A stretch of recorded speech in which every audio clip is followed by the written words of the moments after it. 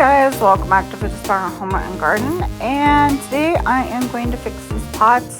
I went through and I took out all of those roses that had died this past year. It's a big bummer that I spent all that money and they ended up dying, but that is kind of how it is to do gardening. Gardening's kind of the same way as like cooking and everything else, you know. Sometimes it's also kind of like playing the stock market in a way. It can be a risk, of course, in your investment. So at least we got to pay attention to them for 1 year.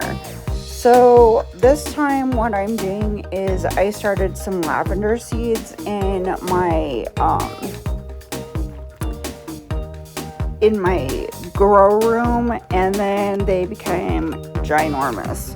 So I planted them in pots and made them bigger in pots this year, and then now I'm planting them outside. Hopefully they do okay and they overwinter okay. This is what we're doing for now. We may end up moving them if they survive this year, but this is all I can afford this year, and it was quick and it was easy, and I don't know how much these seed packets cost, but it was a cheap version of doing some sort of flowering. So that's what we ended up doing this year. You know, that is something that, you know, you can think about too, is getting seed packets and making it a little bit easier and cheaper as far as getting some sort of brightness or something in your pots. You can also just plant a bunch of seeds that are going to only be good for 1 year, or just good for the summertime, and try to see if you can get them to grow in some pots. And you know what, come wintertime or come next year, maybe things will be better and you can do something different. But lavender, according to everything, does really well, and I've never planted lavender before, so I feel like it's going to be wonderful as far as like the smell, and also as far as if they get bigger and stuff like that. If they start to get too big, what I could do is just plant them out in the garden.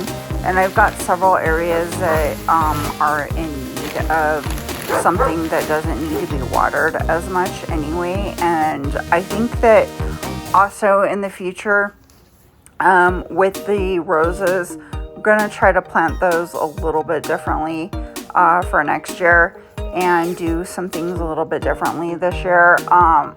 So maybe we can kind of experiment with those things as we go.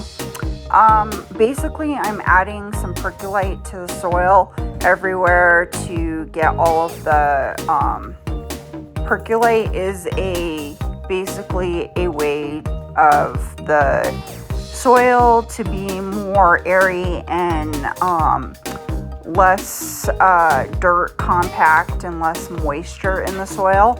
I did this in all of the plants so that it would be more kind of loamy or sandy so that it could drain better. There are also holes at the end of this pot, so that will also help. I think in the next week or so it's supposed to rain again. I did water them in, which we're going to see here in a few minutes or so with something else. I did plant some seeds in this pot before, so that's why there's seeds in there. So there's going to be like purpley pink colors already in this pot, and hopefully they'll bloom this year.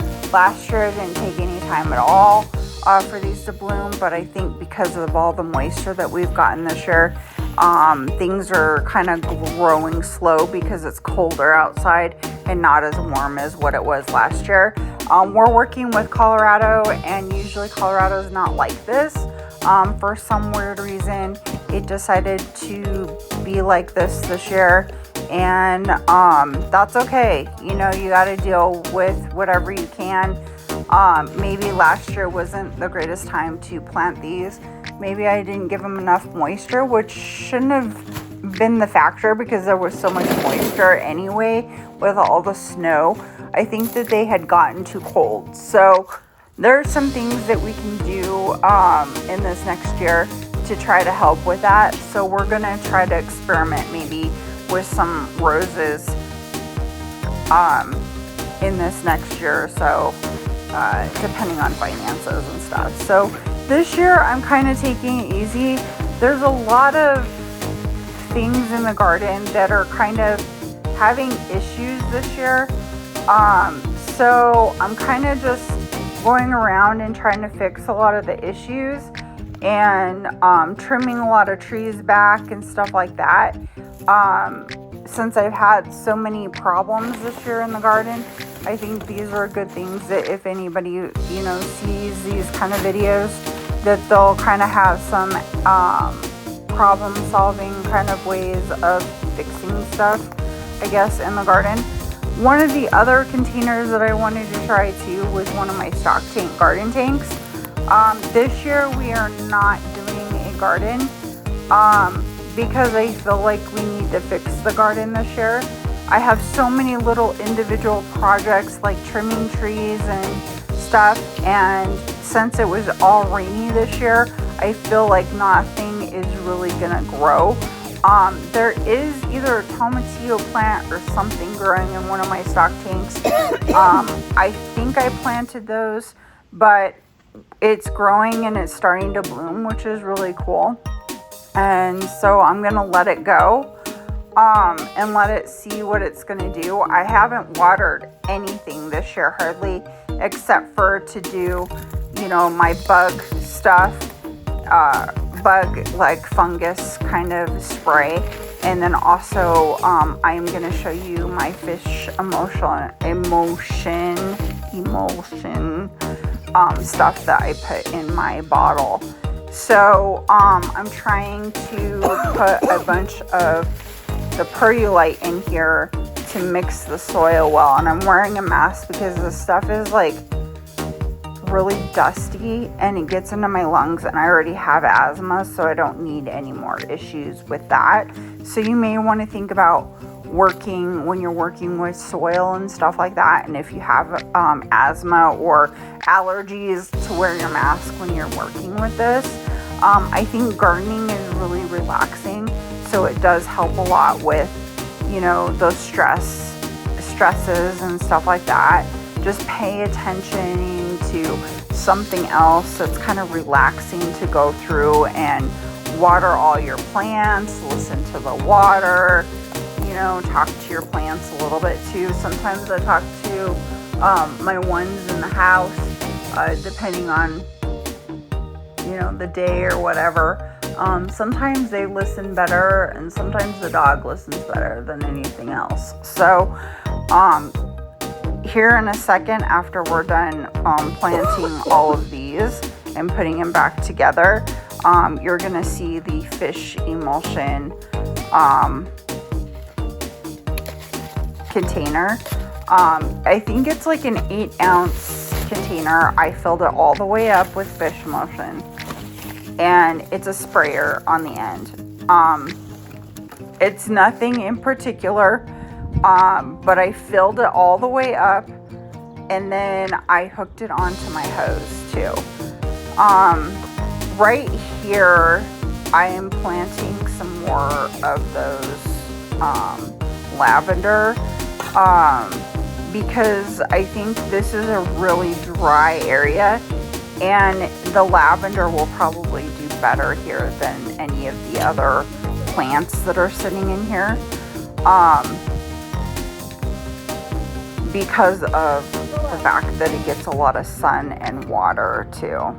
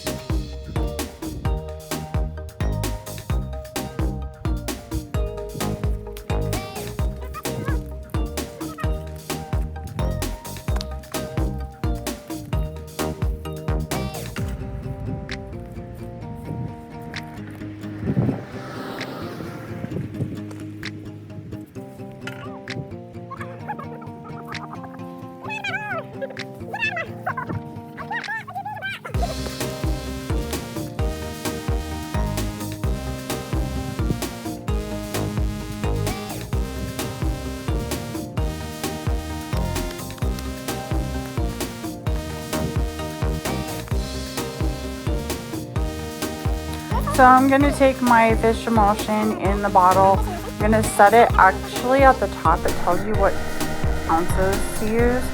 And if you look at this water, isn't that kind of just relaxing? You can see that snow on the mountain, Jacob's weed, whatever you want to call it. And then it just looks so pretty with the water. Kind of relaxing just to sit here and watch the water go. I did my whole entire yard with the fish emulsion, and I've been doing that about every couple weeks, or once a week to every other week is what I'm usually doing, and it seems to help this year. I feel like I didn't do much fertilizing last year. It was like really hot and stuff, and I have a whole entire gallon, I think it's a 5-gallon bucket of fish emulsion that I'm in the process of just using because I have it. And it's a great way to fertilize all of your plants. It does not matter how, if it's a rose bush or a tree or anything else. All of my trees also have the little Jacob's spikes right next to them. And I'll probably do another set of those. Probably either the middle or try to do it right before it goes into fall on all of those trees, because I did all of that stuff in the springtime. And I'm just going to keep going with the fish emulsion about every week to every other week and get these guys back into shape. I've done a lot of trimming this year because everything is just overgrown, and it should have been done last year, but I was so focused on painting the house, which I'm probably not going to be painting the house this year, just because of finances, and also because it is way too wet this year. It's not enough time for the paint to settle, and there's so many other problems and projects that we could be doing this year. Next year we'll get back into the painting. It's okay if it's halfway done, but you know, and by then, who knows, we might be touching it up anyway. So, you know, there's nothing wrong with that. You can go as slow or as fast as you want with any project. Honestly, I am only one person, so I can't do everything all at once.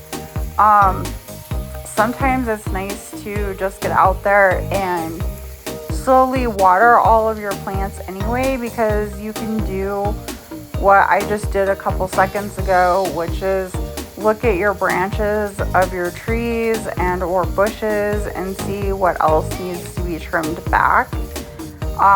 Whether or not you need to pull weeds or do something else in the yard too, that you didn't see before. So every week it changes, and every week I go out to the garden and I do some sort of new thing depending on what I see. Sometimes it will be a day that I don't even like garden that day, or like I'm just getting off of work and I'm double checking around to see, oh, I didn't see that flower there before, or that thing there before.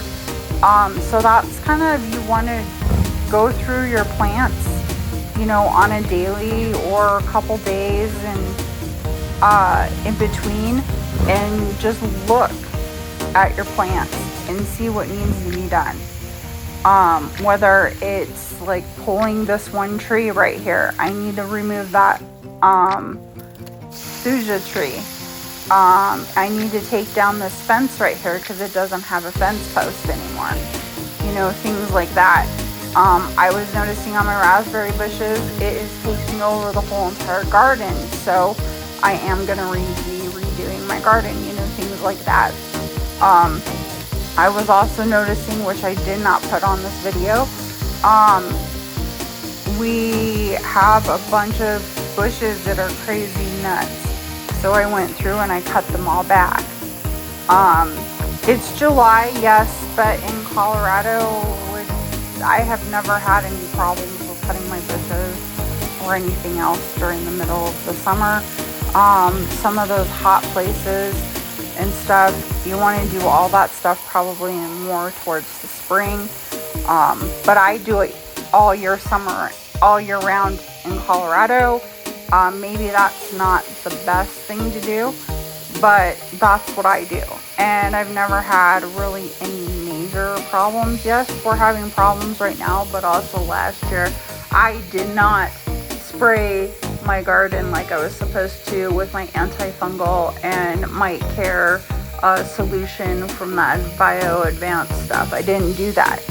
And I have to say one other thing is that the garden hose that I'm using here in the backyard, I absolutely love it. The front hose, between the front hose and the back hose, this is the lightest hose that I have ever used. And I'm not saying that just because Leafly called me and said, called me and said, hey, you want to try this product? I think it's actually a good product. So if you guys want a new garden hose that's not that heavy and is really good for fibromyalgia and or anybody who's an older person and those garden hoses are too heavy, then I would highly suggest this. If you go back on one of my videos before this, you'll see it says leaf free on there, leaf free. And there's a 15% off code too. It's unique free, and I think you guys will really enjoy this garden hose. And I'm not saying that just because they sent me something or whatever. It's working out really good. We're gonna see how well it works out for the years to come too. But it hooks right onto this sprayer, which is not associated with anything that I do or anything like that. I don't get anything from it, but it is like the best garden hose, and I think I need to get a front one too. But instead of 100 feet, I think I'm gonna get 150. So one of these days I'm gonna get another one for the front yard and fix that, because that one is way too heavy for me. So if you leave a comment down below about what you guys are doing with your gardens, or if you have a garden, or what your favorite flower is, or any of that kind of thing, I'd be grateful to hear from you. So anyway, thanks for watching today's video. I appreciate each and every one of you for subscribing, and I appreciate each and every one of you for participating in the videos and chatting and watching my boring videos. I hope you guys have a wonderful rest of your weekend. Do something fun, whether it's DIY, garden, recipes, whatever. And I'll see you next time on Food Aspire.